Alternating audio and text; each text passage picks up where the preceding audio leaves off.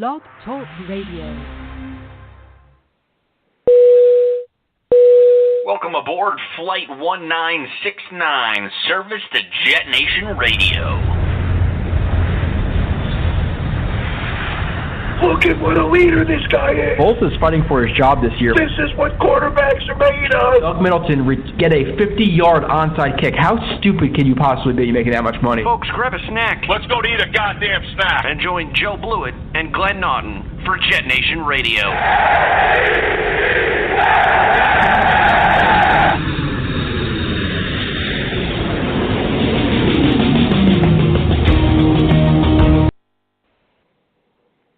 And good evening, New York Jets fans. Hope everybody's doing well tonight. We have quite a few topics to cover. Some recent transactions in the land of gangrene. Of course, a little bit of draft talk. We'll have to touch on the quarterbacks. And let's face it, not a whole lot. You're not going to have a lot of new developments with these guys unless something catastrophic or unforeseen goes down. The games are played.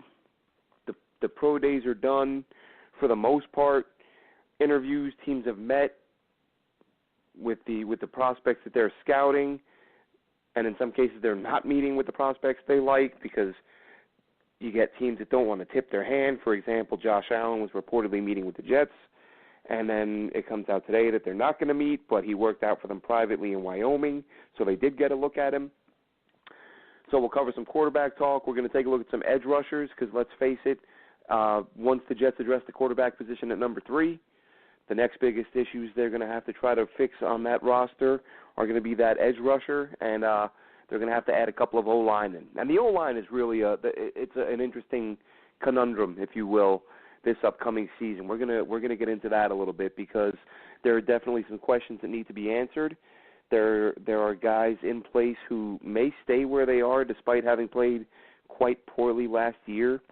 And maybe not being a great fit for this scheme that the Jets will be employing this season under Jeremy Bates. But listen, you can't replace 40 guys in one offseason. This team needs a lot of work. Not as much as some people think, but more than most teams need. Update on Robbie Anderson. We'll cover that in a little bit, and just a few random thoughts, a few things that. Listen, if you're listening to this show, you're a diehard Jets fan. You're keeping up with the news just as much as, any Jets fan out there, whether it's through Twitter or Facebook, whatever time allows, people are keeping up with what's going on with this team. And just a few thoughts that I have, throughout the week that I'm trying to make note of, make mental notes or jot it down and just kind of share some thoughts. And if you guys want to call in, please feel free to do so. You can get us at 646-716-4697. Go ahead and give us a call, jump on the air, and talk about whatever you like. So let's cover a few random items first, just from throughout the week that pile up, and within this will be the aforementioned recent additions, just some players they've added this week, and that's where we'll start. Let's start with the transactions, actually, because everybody likes transactions. Everybody likes new players, fresh blood, roster upgrades, whether it's at a starting position or a backup, adding depth because, let's face it, you got to have depth in this league. And the Jets have made a few moves this week, a couple today, one yesterday, that some of them make sense and some of them, if I'm being completely honest, make no sense at all. But the Jets are going to do what they're going to do, and we all just hope whatever they do pans out. But let's start with Clive Walford. All right, Clive Walford. Who is Clive Walford? Free agent tight end the Jets signed, claimed off of waivers, I should say. He wasn't assigned as a free agent. He was let go by John Gruden and the Oakland Raiders, who looks to be cleaning house, letting go of several veteran players. Some guys that were making a little bit more money than Gruden felt they deserved, apparently. And some guys that were, it looked at their draft slot, their salary was sort of in line with their production. But listen, some guys don't fit certain systems, and head coaches want to bring in their own guys. So Clive Walford's a guy. Last year with the Raiders, didn't do a whole hell of a lot. He played in 13 games. He didn't have any starts. He only had 9 catches for 80 yards. But the 2 seasons prior to that, and this is what's interesting, is that the 2 seasons prior to that, his numbers were almost identical, or within a few yards of what the Jets got out of Austin Seferian-Jenkins this season. 2 years ago with the Raiders, he had 28 catches for 329 and 3 touchdowns, 11.8, just under 12 yards a catch. And then in year 2, played another 15 games, 8 of them were starts, 33 catches, 359, 10.9 a catch, 3 touchdowns. Now, last year, for whatever reason, I don't know if it was a philosophical thing, if it was an injury thing, if a lot of things were just going wrong for the Raiders and they weren't able to get him on track. But his numbers definitely dropped off. He had, let me see, I pulled it up a second ago. Yeah, last year he only had 9 grabs for 80 yards, no touchdowns. Basically invisible most of the season. No real explanation as to why. He did appear in 13 games, so it's not as if he was missing significant time with injuries. So he comes on board now. He's due $1.9 million this year. $1.9 million versus Austin Seferian-Jenkins, who was reportedly seeking $5 million. I think that's what he ended up getting, wasn't it, in Jacksonville? Jacksonville gave Austin Seferian-Jenkins $5 million a year. So you replace him with a guy who's going to make $1.9 million a year. And we just went over his stats, and this is how they actually were better than Austin Seferian-Jenkins in terms of yards per reception. That was one of the knocks we had on ASJ this past season. Austin Seferian-Jenkins this year averaged 7.1 yards a catch. He had 50 catches for 357 yards. 50 for 357, and then you got Clive Walford, who put up 359 last year on 33 catches. Almost 11 yards a catch, as I said, each of those 2 years for Walford as well, 3 touchdowns, which is exactly what we got out of Austin Seferian-Jenkins last year. He may have had 3 drop touchdowns as well. But so what you've done basically, you swapped out one tight end for another. One guy's just as productive as the other, if not more so, and you got him at $1.9 million as opposed to $5 million. So this is, I mean, the Jets taking a hard line with Austin Seferian-Jenkins. Not everybody was a fan of that. Some people were critical. They felt like he did enough to warrant the big payday. Some people were saying, give him $6 million, give him what he's asking for. Mike McGagnon said no. The Jets took a hard line. They made him, I believe it was 2 years, $8 million they offered him, so $4 million a year. And there were some reports that they'd up their offer, but within a day of that, a day or two, it was clear Seferian-Jenkins wasn't coming back. So if there was an increase in the contract offer, it clearly wasn't very much, just a gesture on the Jets' part. They were happy to let Seferian-Jenkins go. Several reports that they were happy with what they saw from Jordan Leggett last year. And here's the thing with Leggett, you know, and it was the same issue that you have with Austin Seferian-Jenkins, and it's an issue that hopefully can be fixed at the tight end position this year, starting with Walford. Now, Walford's not, you know, no one's saying that Clive Walford's an amazing blocker, but I watched a little bit of film on him yesterday. He's a willing blocker. He gets his hands dirty. He's pretty solid in the run game. I looked at his PFF grades, much better 3 years ago than they were each of the last 2 years. But even still, much better, or at least significantly better in the blocking game than what you got from Austin Seferian-Jenkins, than what you will get with Jordan Leggett. So there's another issue that you've handled, because now you have a guy who can be a 3-down player. You don't have to pull him when it's time for a run play, or if you keep him on the field for a run play, he's not going to be a complete liability. Gives you a little bit more flexibility on offense. And listen, if Clive Walford, if he pans out, if the Jets like what they've seen from him, and if their pro scouting department feels like he's the guy that can contribute significantly, that's one less position for the Jets to address in the draft. Because let's face it, they don't have a lot of picks. Now, of course, there's the possibility of a trade down and add some picks. Not from round 1, of course, but that round 3 pick, if they move down a few slots and add 1 or 2 picks, that wouldn't surprise me at all. But even still, this team needs to go into the draft with as few holes to fill as possible. And by adding Walford, and here's the thing, there's been close to zero news. I don't want to say none in case I missed a blurb, but I haven't heard a word since the day free agency started about the Jets talking to any tight ends. And fans have been calling for it. Why aren't we upgrading tight end? Why aren't we upgrading tight end? I think they're happy with their group. I think they like what they have. I think they like Neil Sterling and Jordan Leggett and Eric Tomlinson. And Walford's just a guy that they weren't expecting to come free. He wasn't a free agent, so there was no pursuing him there. And then he gets placed on waivers, and the Jets look at it and go, listen, this is a guy that can be this is a guy that can make some noise, or at least be a contributor. And hopefully, hang on one second. Just got a buzz from somebody. Okay, this is the Patriots. Somebody told me the Patriots have just made a trade. No details on that right now. And by the time I get it here, I'm sure many of you may have seen it already. So back to the Jets tight end spot.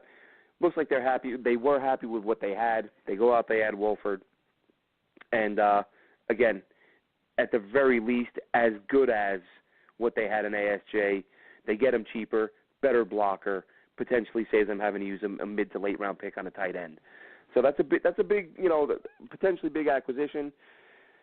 And then today, the Jets added Bucky Hodges. You remember him?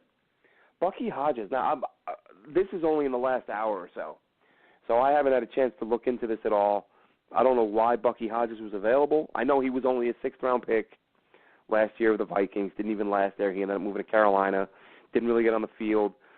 But this was a promising young guy. Virginia Tech, I want to say. Again, I don't have his info in front of me. I remember the name. It jumped out at me. But big red zone target type, 6'6", put up some fairly impressive numbers in college, and for whatever reason didn't last more than a year. It was, just took a look. It was Virginia Tech. His final year at Tech, he 48 grabs for 691 and 7 scores. He scored 20 touchdowns there in 3 full seasons. So good player, decent numbers. Good college player, decent numbers. I did see him projected to go much higher than what he did go in the draft. Again, he ended up being a sixth rounder. So that was a big move. And that it looks like Brandon Cooks has been sent to the Rams for a first round pick. So more to come on that. Wow. Patriots had another first rounder, possibly to move up. We shall see. Enough about that. But speaking of this, so now let's stay on this. Let's stay on these additions. The other addition that just came down in the last couple of hours, the Jets add free agent center, and now keep in mind, they've already added Spencer Long, and they re-signed Jonathan Harrison, but now they go out and they sign Russ Swanson from the Detroit Lions. And I'll tell you, did I say Russ? Travis Swanson. Travis Swanson. And there was rumored interest in Travis Swanson. If you remember, before free agency started, there were some whispers that the Jets had some interest in Travis Swanson. So I went back and I went into the All-22 and I watched 2 or 3 of this guy's games. And I was hoping that this was just a BS rumor, because I'm watching Travis Swanson and I'm thinking to myself, this guy isn't any better than Wesley Johnson, at least from maybe by some unbelievable coincidence. I just happened to pick 3 games where he was atrocious, is what I said to myself. So then I go to PFF and say, well, let's see what PFF says about the guy. I've only watched 3 games, right? PFF, they grade every game. Let's take a look. PFF grades him 32 out of 35 in the NFL, 3 spots ahead of Wesley Johnson, who, of course, was 35th out of 35. And by the way, guess who the Detroit Lions signed to take Swanson's job at center this week? Wesley Johnson. So we basically see that the Jets have brought in a guy who was let go by his previous team in favor of Wesley Johnson. And I've seen some people say, Travis Swanson, talented guy. Look, I'm not going to say I've followed this guy's career. I'm not going to say I've watched him take 1,000 snaps. But I did watch him for a good 3 full games, and I didn't see him do anything that made me think, this guy's a really good addition. This is a guy you got to have. So what my hope is that this is a depth/insurance policy where the Jets are just saying, look, let's bring in a couple bodies at center. Because let's face it, Jonathan Harrison isn't, he's a solid enough backup, but he's far from being a guy that you would look at and say, well, we're set at center. because we got Jonathan Harrison backing up. If he's to be, to offer competition as a backup, that's fine. Now, if we start seeing that the Jets are kicking around the idea of moving Spencer Long to guard, which I don't think would happen. I don't know if that was just Todd Bowles blowing smoke at his press conference at the owners' meetings, but he did say they liked Long because he had some experience at guard. If you tell me they're going to move Long to guard and put Swanson in at center, I'd be shocked. Even if it's a different scheme, Long looks so bad on film, off balance a lot, just saw him get manhandled. Bull rushed, walked back in the pocket, missing blocks on screens, couldn't hit a target on the move. So I didn't really see anything I liked out of him. I hope that my eyes were deceiving me. I looked and saw if PFF concurred. They did, and now he's a Jet, or at least it's not official. I don't think the team has announced it, but several media outlets have reported that the Jets are going to be making that addition. And as I sit here and say that I'm not thrilled with the move to bring in Spencer Long, another point is that, and this is a Jets fan thing. I'm sorry, it's not just a Jets fan thing. I'm sure every team does it. I know every team does it. But I'll never understand it, especially this time of year when the first couple waves, the big names in free agency are all but gone. There might be one or two guys floating around that are worth bringing in, that are established, stud starters. But for the most part, the big names are gone. You're down to signing backups, special teamers, guys of that nature.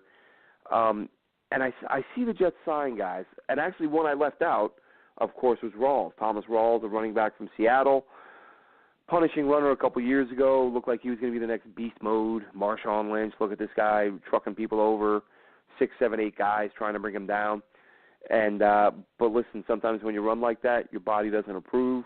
And he's been nicked up pretty bad since then. Each of the last 2 years, he's been at or around 3 yards a carry. I think he was 2.6 last year, so he's not been very good. And that was the signing that made me have this thought, because I saw several Jets fans trashing the move. Why are we bringing this guy in? Well, this guy's another bum. He never was. This is a wasted roster spot. I don't know if people realize this. Well, I know some people realize it. I don't know if there are some fans that don't realize this.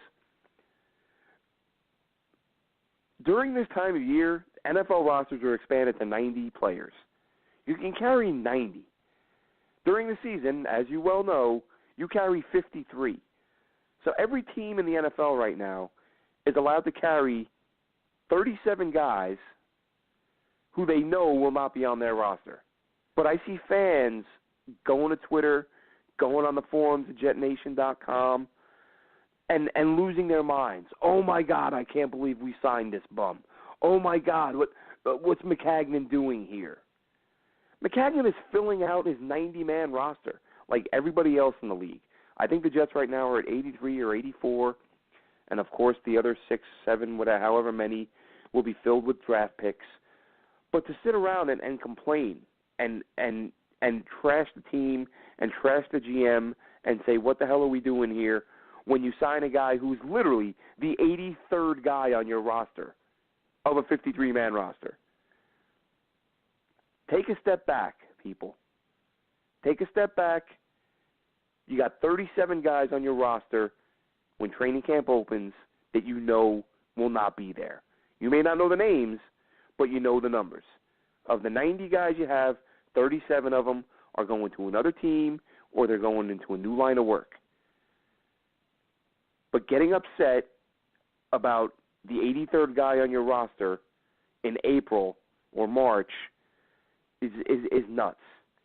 Understand that's how the league works. Look at every roster in the league right now has a bunch of guys who have not played well in the NFL, and that's why they're on a 90-man roster and not a 53-man roster. And I see Mike McCagnon get ripped for this.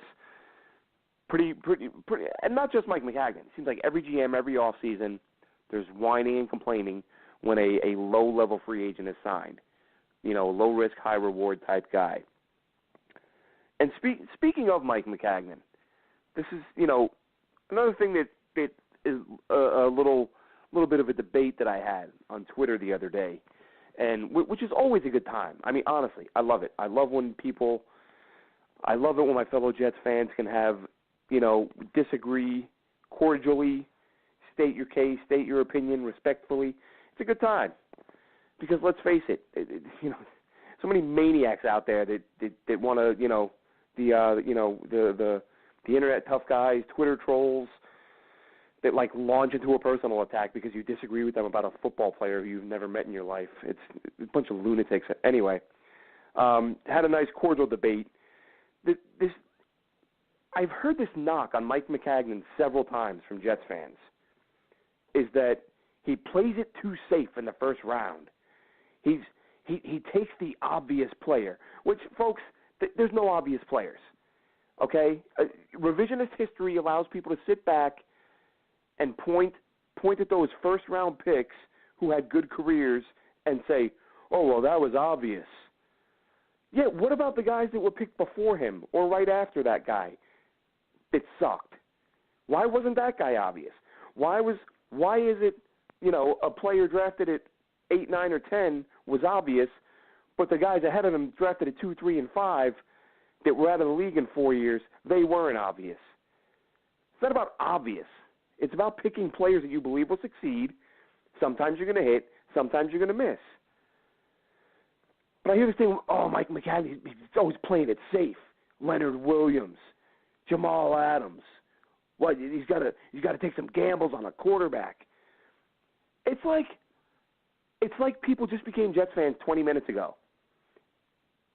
It's not like you have to go back that far to look at D. Milner and Quentin Coples and Sheldon Richardson, as good a player as he was, never made it to a second contract with the Jets. Mark Sanchez. How many players has this team drafted in the first round who have no business even being in the NFL? These guys don't belong on an NFL field, and the Jets consistently spend first-round picks on them, and then fans sit back and say, this is why we suck. You can't miss on your first-rounders 2 out of every 3 years. Every 3, 4, 5 years we get a first-rounder, all the rest of them are busts. D. Milner, Quentin Coples, Kyle Wilson. How many of these guys do we have to see bust?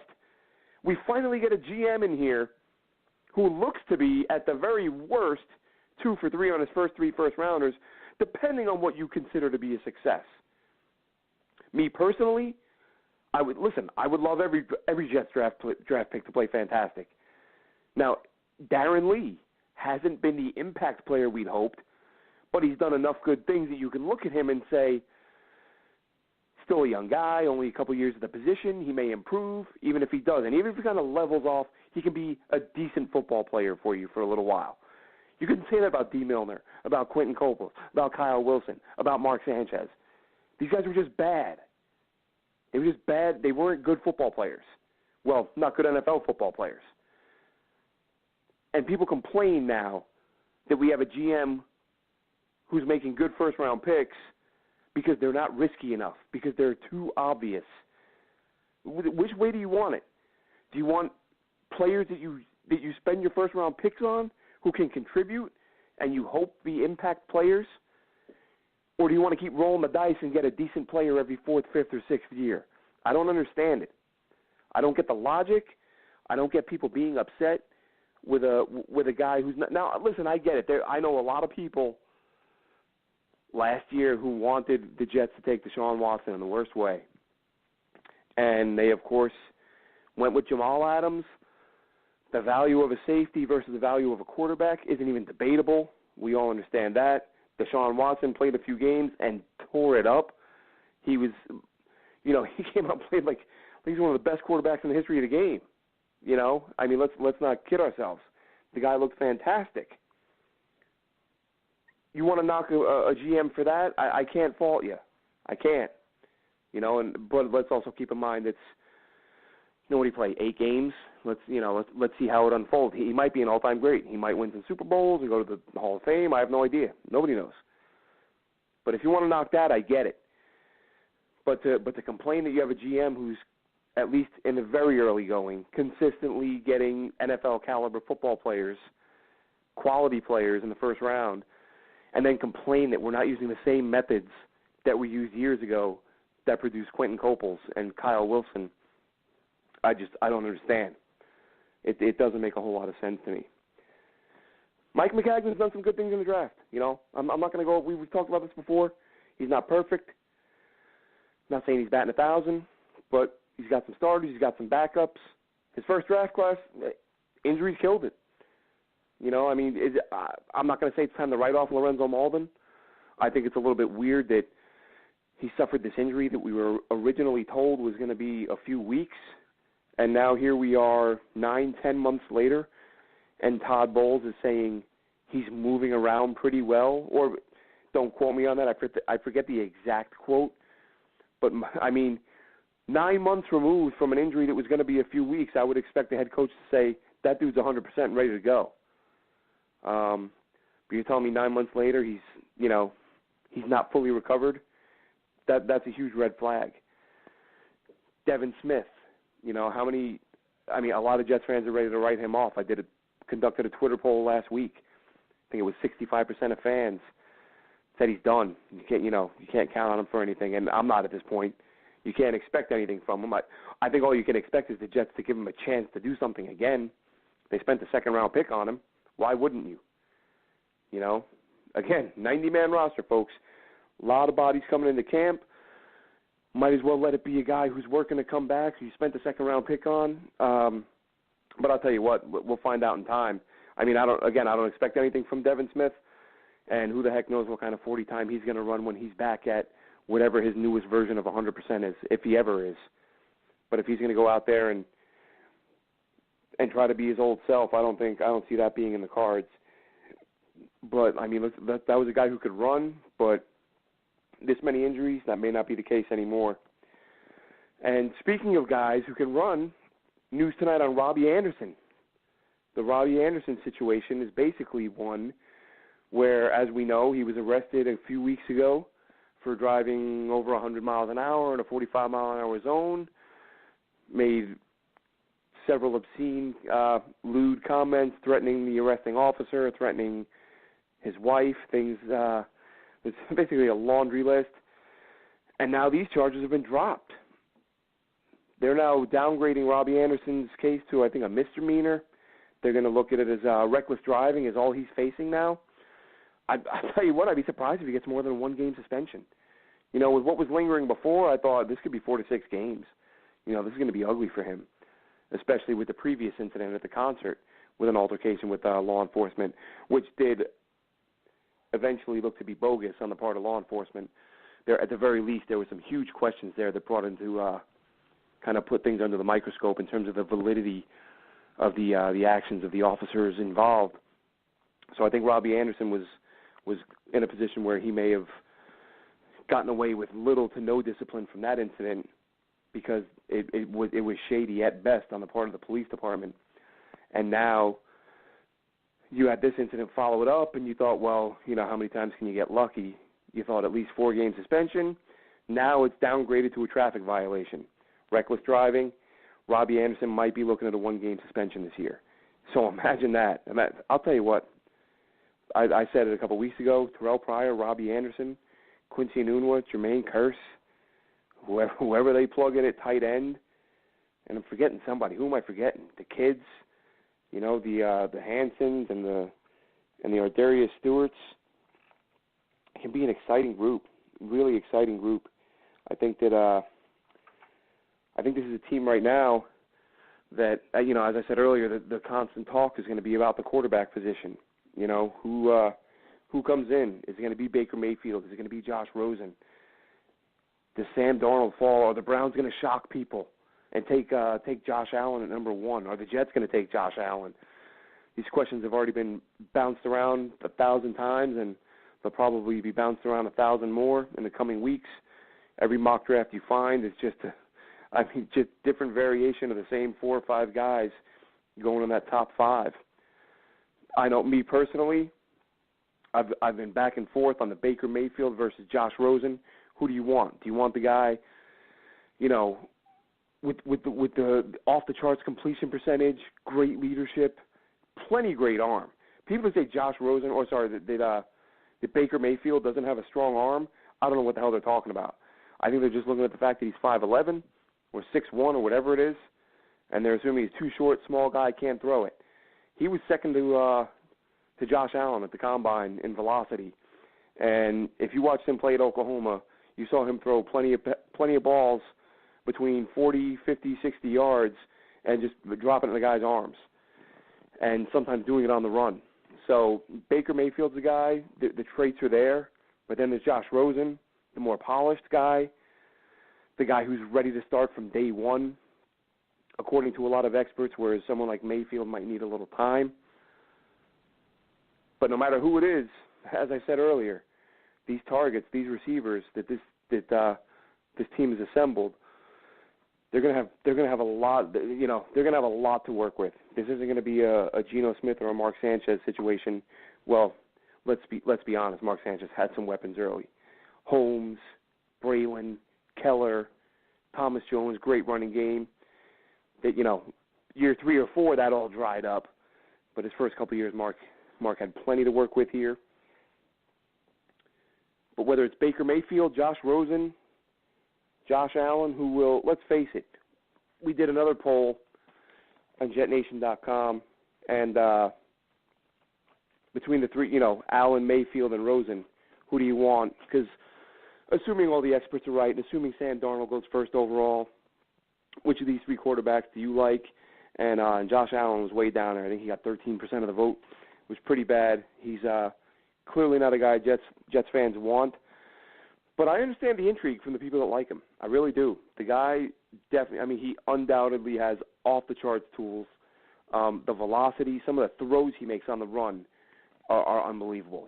There's 40 and 50-yard passes, and then there's 40 and 50-yard darts that just, don't look to go more than 8-9 feet off the ground through the air versus, the deep ball you see from in the past. Guys like, as Jets fans know, Chad Pennington.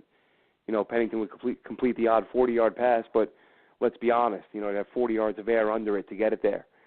Josh Allen, not the case at all. Moves well, stands tall in the pocket, looks to have improved his footwork since the season ended, and he's a guy that people are saying could go number 1 overall. But assuming it was Darnold, we asked Jets fans about the other 3, and Josh Allen finished dead last with 13%. Josh Rosen was at the top of the list, with Mayfield coming in second. But that's enough about the quarterbacks. We've talked about them enough. Let's get into what this roster needs, what Mike McCagnon is going to have to do come draft day when the Jets are on the clock in round 3, again, assuming they stay put. I think they're going to, at the very least, we're going to see them try to trade down. Whether or not that happens, we'll see. But I think they, at the very least, they've got to address O-line and edge. Those have to be their top 2 priorities after quarterback. Not necessarily in that order. It could be just a matter of going with best player at either of those 2 positions. And so you have to look and see, who might be there. Who are some of the edge rushers that the Jets might have a chance to grab in round 3? Because let's face it, those guys don't fall. But in such a talented draft, listen, there's people saying 8-9 quarterbacks could go in the first 2-3 rounds. That pushes a lot of guys down. There's people saying a lot of running backs can go. When you have talent, deep draft classes at those other spots, you might see a couple pass rushers fall 7, 8, 9 slots, 10 slots further than they would in a normal year. And there's some good ones coming out. There's some good. This is one of those years where the guys at the top, they're not going to be like a Jadeveon Clowney or Myles Garrett, but deeper in the middle rounds. The top 5, 6, 7, 8 guys might be a hell of a lot better than previous years' 5, 6, 7, 8s. Yeah, Chubb, of course, at the top, who may go to the Giants at 2. He's considered an elite prospect. But even him, if you look at his numbers from the Combine that kind of give you an indicator as to how explosive a player is going to be, he didn't come anywhere close to what Myles Garrett did last year. Still going to be a good player. Don't get me wrong. But I think this year's class is different in that You're going to have not going to be as crowded at the top, but a lot of quality talent in the middle, and that's where the Jets can maybe get a steal here. So who should they be targeting? Who should they be looking at? One guy that jumped out at me. There were a couple, but we'll go over a few here that the Jets could be targeting come round 3. Josh Sweat, Florida State. So here's a guy, a little bit undersized, showed up at the combine. I think, if I'm not mistaken, he had the highest or tied for the highest for his vertical jump, 39.5 inches with a 10.3-inch broad. Those are numbers that teams look at that, again, that sometimes those are indicators on how explosive a player is, how explosive a player can be. And a lot of it, and that's the thing with these guys, with any position. Talked to somebody about it earlier. You know, it's about projecting. It's about looking at what a guy can do, what a guy's physically capable of, and what an NFL team feels like they can get out of him in terms of, you know, with their coaching, whether it's their scheme, whatever methods they use, because it comes up all the time. Why would you take this guy in college versus this guy when player A had far superior production, far superior stats? And that's where teams sit back and say, you know, they're not as concerned with the stats. I mean, look at Tim Tebow's stats, all right? You know, and other than Josh McDaniel, nobody wanted Tim Tebow playing quarterback, despite putting up, you know, otherworldly numbers. Great numbers, national champion, Heisman Trophy winner, and still just a guy that, you know, even leading up to the draft, most of the prognosticators and, you know, the Mel Kipers of the world, Todd McShays, they're saying that this guy's got to play, you know, if this guy wants to succeed at the next level, he's going to have to play tight end. He's going to have to play fullback, somewhere in there. And as it turns out, it only takes one. And Josh McDaniel drafted Tim Tebow to play quarterback, and it was a complete disaster. And again, because it's about projecting. Everyone else had Tim Tebow projected as a fullback. One guy projects him as a quarterback. All of a sudden he's playing quarterback and then he's out of the league. So it's about projecting with these guys. And with, you know, when teams like to project, you know, these edge rushers, they want to look and see how explosive can they be? How quickly do they get off the ball? Which is ironically enough, Josh Sweat, despite the strong combine performance, the 39.5 inch and the 10-foot broad jump, from what, you know, I didn't see it pop up on film a lot, but I did see it in at least one scouting report that I read, is that his get-off. You know, teams weren't thrilled with his get-off.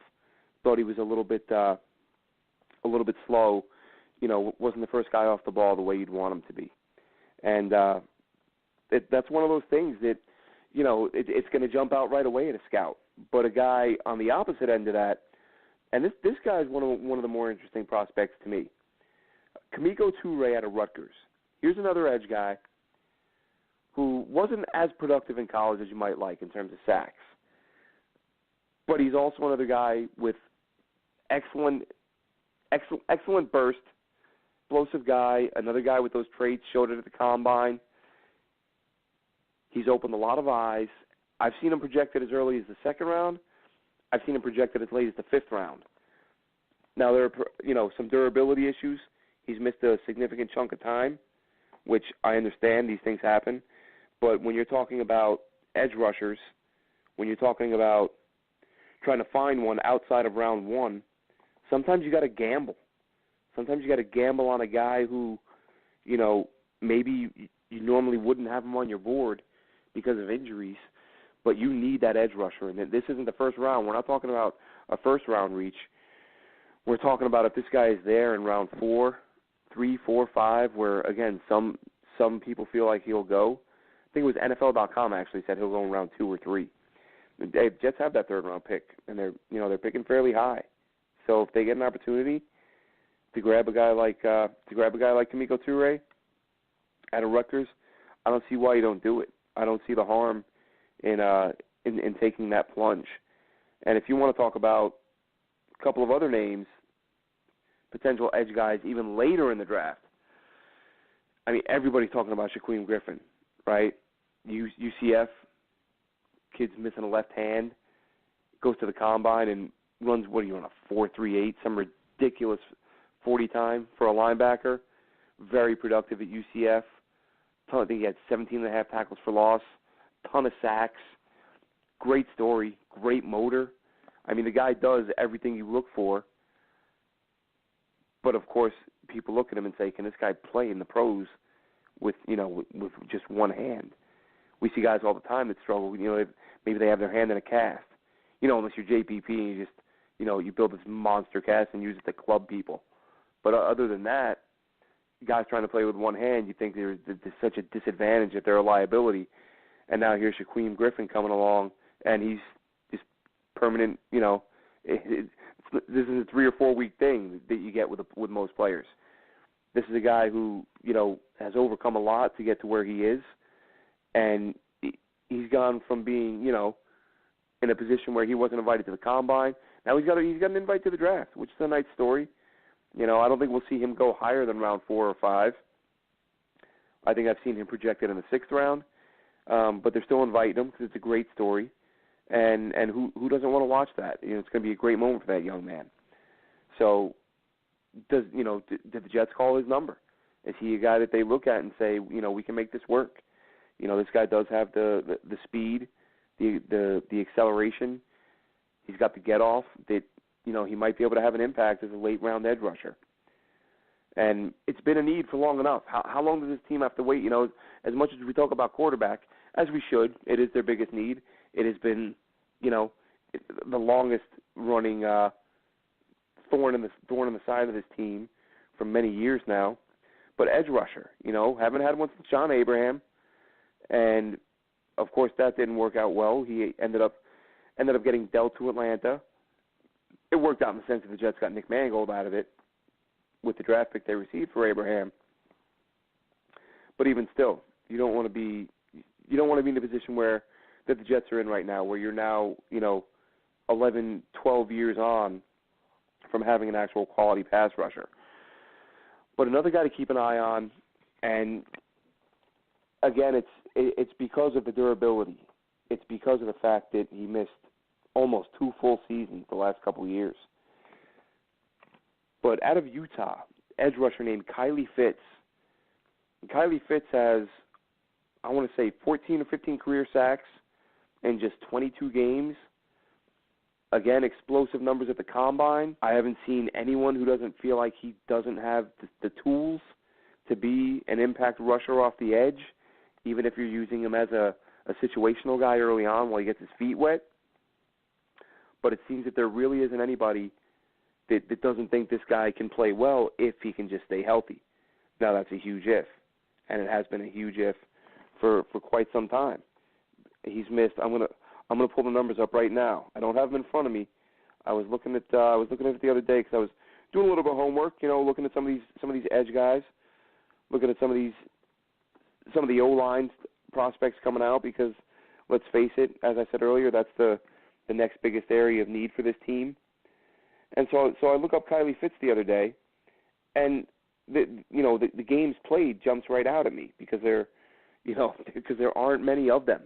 He only played 1 year in year one, which was at UCLA. Then he goes to Utah, plays 12 games, comes away with 7 sacks in 12 games. Gets injured. Only plays 1 game in 2016. And in that 1 game, he had a sack and a half and 3 tackles for loss. And then his senior year, missed some more time, but he did play 8 games, picks up 3 more sacks, 3 more tackles for loss. So in 22 career games, we're talking about 14 tackles for loss, 11 and a half sacks. This is a guy that gets in the backfield. This is a guy. He's a penetrator. He's a little bigger, 260. He's not that 250, 255 pound, thin frame guy coming off the edge. He's a little bigger than some people might like, but let's face it, this team needs a pass rusher. They're not in position to take one early on. They're not going to get a Chubb or a Landry or an Arden Key. They're going to have to go elsewhere. So some of these late-round picks, some of these late-round options, they may have no choice but to do that. And if it works out for them, as we all hope it will, because let's face it, you can't keep relying on, and it's not as if they've been getting pressure. When was the last time the Jets were able to consistently put pressure on a quarterback? It just hasn't happened. It hasn't happened frequently enough. And if they get the right guys in here, that's the frustrating thing about having a guy like Todd Bowles. When you hire a head coach who comes with the reputation of being a defensive genius, but he can't manage to get pressure, it's and that was, even when they had all that talent up front, even when it was, Harrison, Richardson, Wilkerson, they and Leo in year one, they still weren't getting pressure on the quarterback. So that's what kind of puts it in perspective, and they say, listen, just go out and get a guy. Go out and get one guy, whether it's, again, it won't be the first or second round this year, but whatever year. Just get somebody that you can rely on that other teams have to game plan for. Because you just get kind of tired of seeing these guys, same old thing. Every year, quarterbacks able to sit back and pick them apart. And it gets old. It's gotten old. And there are some other names out there. There are some other guys who have been linked to the Jets. I've seen some people say Sam Hubbard. I've seen some people say Jeff Holland. Taekwon Lewis is another interesting one, as a matter of fact. He was one that I watched a little bit of him the other day. He looked like a really impressive edge rusher, or a guy who could be a really good edge rusher. And we'll see. Again, plenty of issues on the edge, and not a lot of draft picks to address it with. So if it's going to be addressed, it's likely going to have to be addressed late, and it's going to have to be addressed.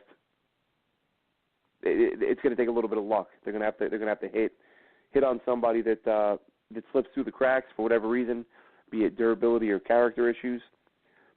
But that covers that. That's enough on some of the edge guys.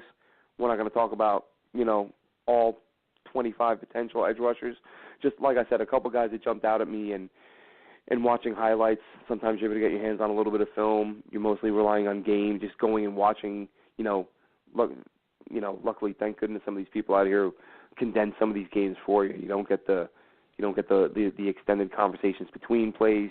You don't get the commercials. You can just watch play after play after play. So watching a few games, like I said, those are the guys that jumped out at me coming off the edge, and then went and double-checked it with their combine numbers, and a lot of them had some pretty quality traits. And now on to the O-line, where the O-line, it's never the sexy pick. So for the casual fan who decides to pay attention to the draft, there's nothing worse than taking an O-lineman, because, let's face it, it's not sexy. They're not celebrating. They're not scoring touchdowns. They're just the guys up front. But without them, you're not going to get it done. And there are some quality prospects the Jets could get their hands on, again, with that third-round pick.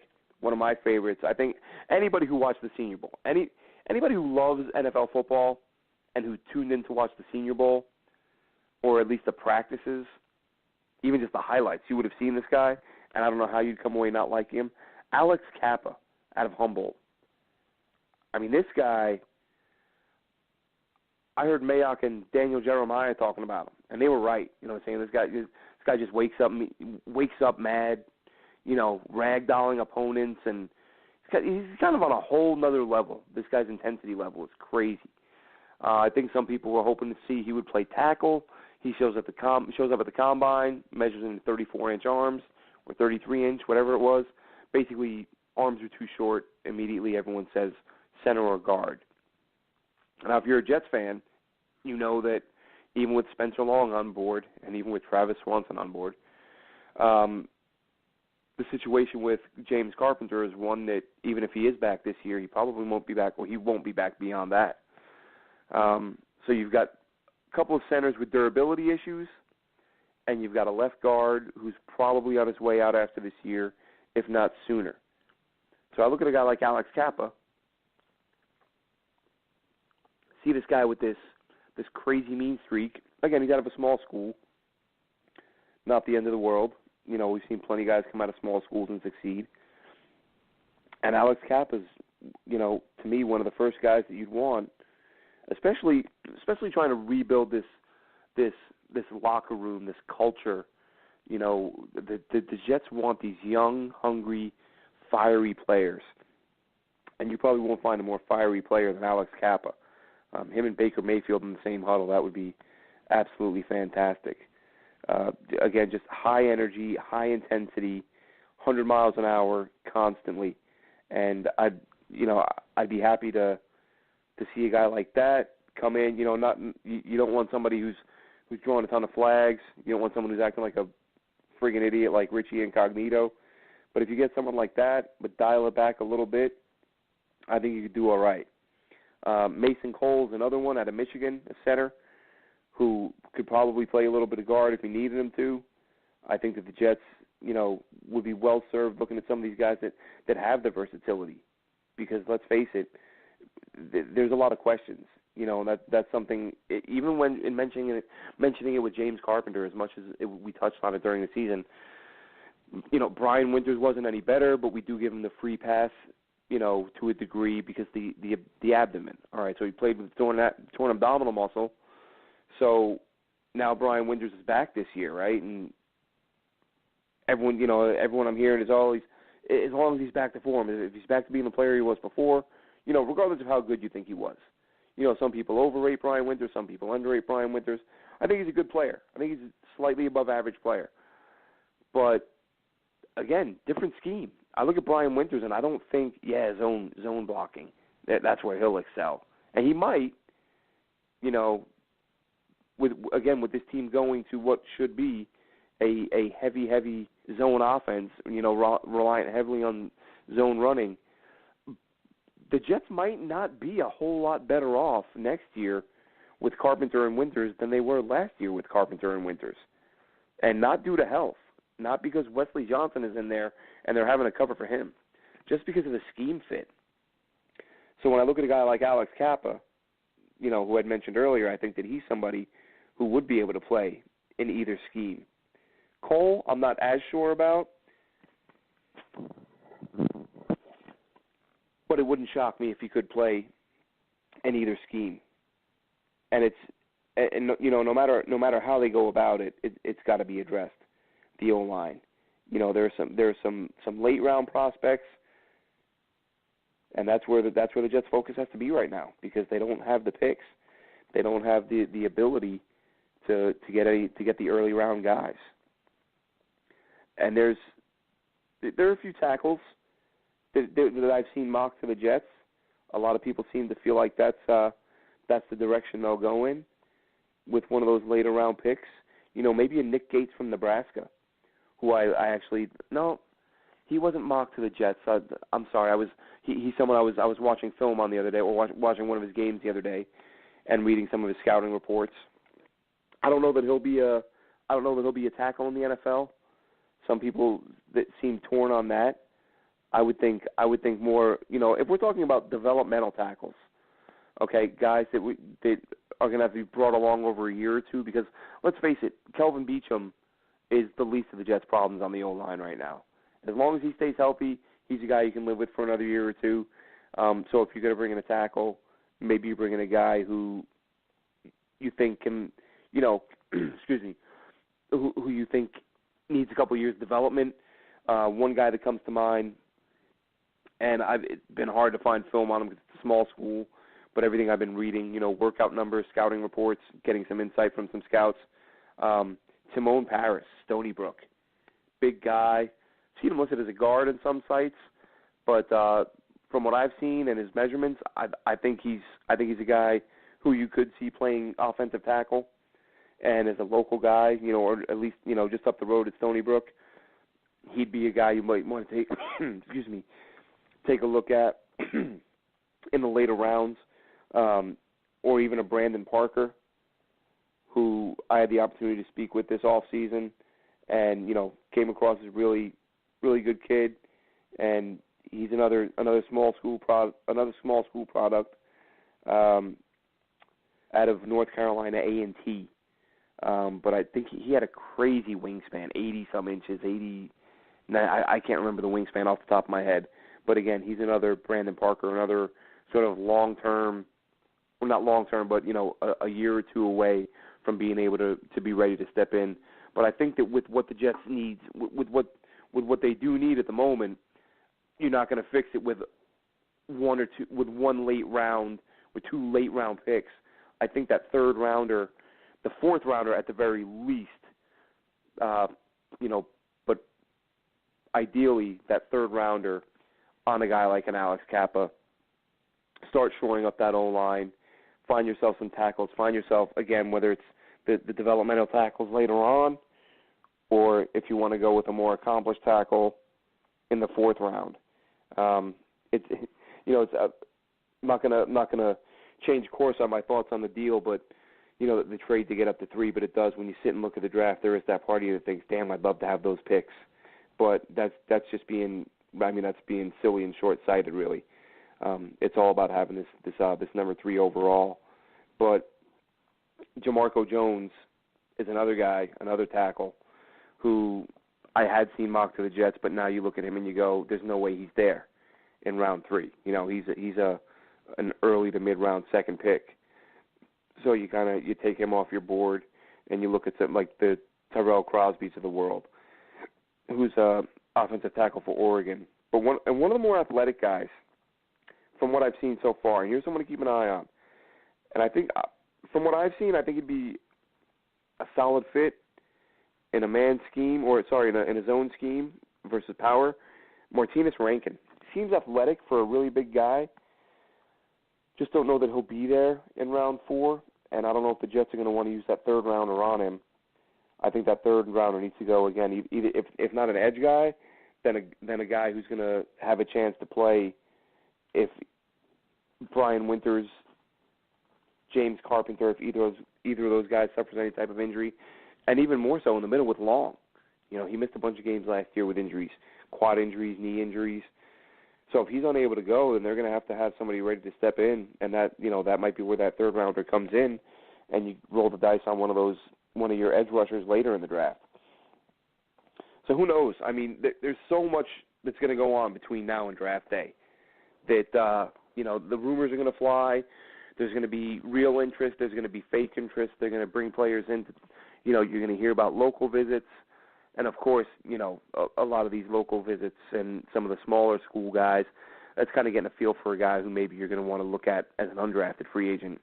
Not tip your hand on who you're looking at today, but give yourself an idea as to what players you might be calling as a priority free agent once the draft wraps up. So as far as the show, quick update with us, JetNation Radio, for those of you who've been listening for a while and or who tuned in last week, you heard me say that I'm going to be flying solo for now, just for the time being.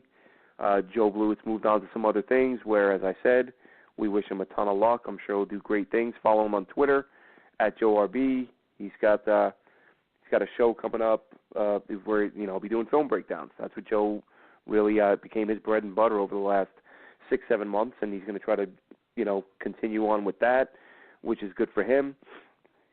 What will be good for us is that we're still working on some things with getting an additional host. We've reached out to some people. We've gotten some positive responses, some good feedback.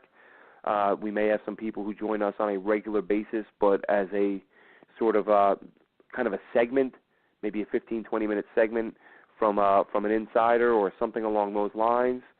Again, it all remains to be seen. There's some stuff to be ironed out, and some other folks we're waiting to hear back from. So it's going to be me flying solo for the next, at least I'd say, few weeks, and while we work on the other issues. But we do appreciate you listening. We do love, we do this because we love this team, and we know that you guys do too, as crazy as they make us sometimes. But we sit back and enjoy enjoy it as much as we can. Sometimes a little harder to do than others, but we appreciate you listening, and look forward to catching up with you guys next week. Again, it will be same time, Tuesday, 6 o'clock Eastern, and hopefully an update on hosts, and hopefully some more Jets news. I would like nothing more than to come on the air and say Jets made a move and added some picks. Whether or not that happens remains to be seen. But thank you so much for tuning in, and we'll catch up with you next week. Have a great day.